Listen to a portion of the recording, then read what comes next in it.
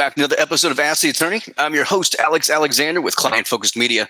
Today, I'm super excited to bring estate plan Stan Pierchoski from Pierchoski Estate Law.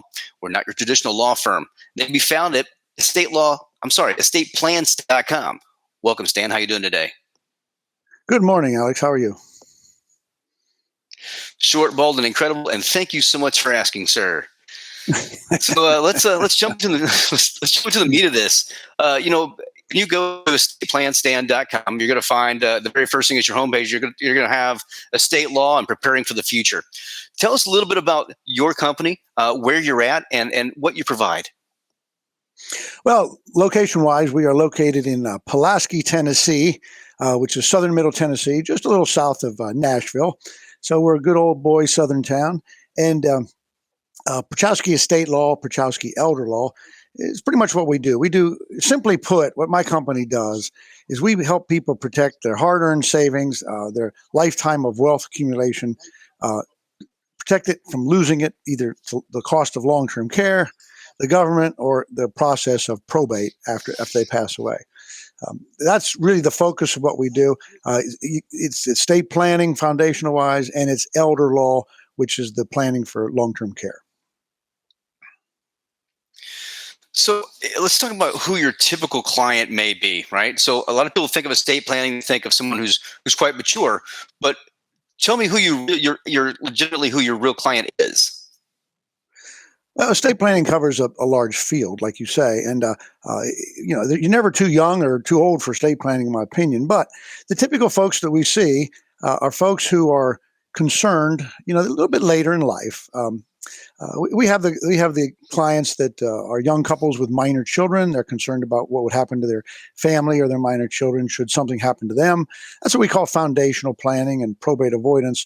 But by far, our typical clients are folks that are a little later in life, in 50s and 60s, where you're sort of getting to the end of your working career and, concerned about what might happen if you had to go into some sort of care facility, long-term care, or, like the nursing home. And basically, this practice developed from the most popular question that I get asked for years now. The number one question that I get asked is, how do I keep the nursing home from getting all my stuff in one form or another? So that's what we do. I mean, we do that kind of planning as well, and that is by far what we do the most of, is protection of assets from long-term care. Now, that kind of protection comes in a couple of formats. One is ahead of time, pre-planning. So like, here I am, I'm 67 years old, and I'm not in the nursing home, and I'm not really knocking on the door just yet. So I would want to do some planning in case that happens. We call that pre-planning. But then I get a lot of folks who come to me and say, hey, my mom or I have a loved one already in the nursing home. What can we do to protect our assets? And that's what we call crisis planning, meaning somebody's already in care. So it really spans over a lot of ages for a lot of people. Just depends on what the biggest concern is. But that's the typical client we see here in southern middle Tennessee. So in the crisis scenario, right, and I don't know what your percentages are for people who come earlier or not, but in the crisis scenario, what's the very first discussion you have with the loved ones? And as I'm sure those are the ones that come into you, right?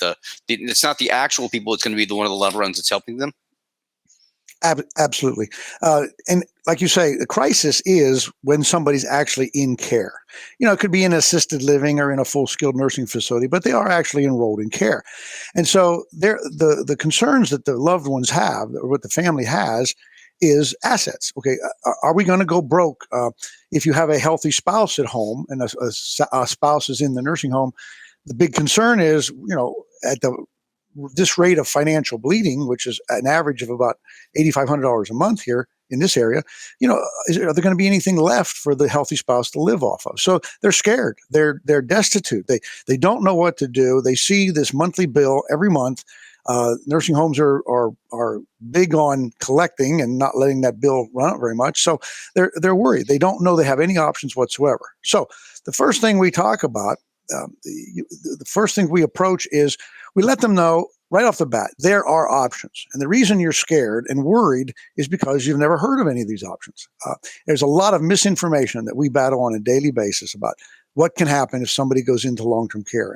And so we start the conversation off trying to put them at ease that no matter what the circumstances are, there's going to be some remedy, some solution, because there's several tools to work with.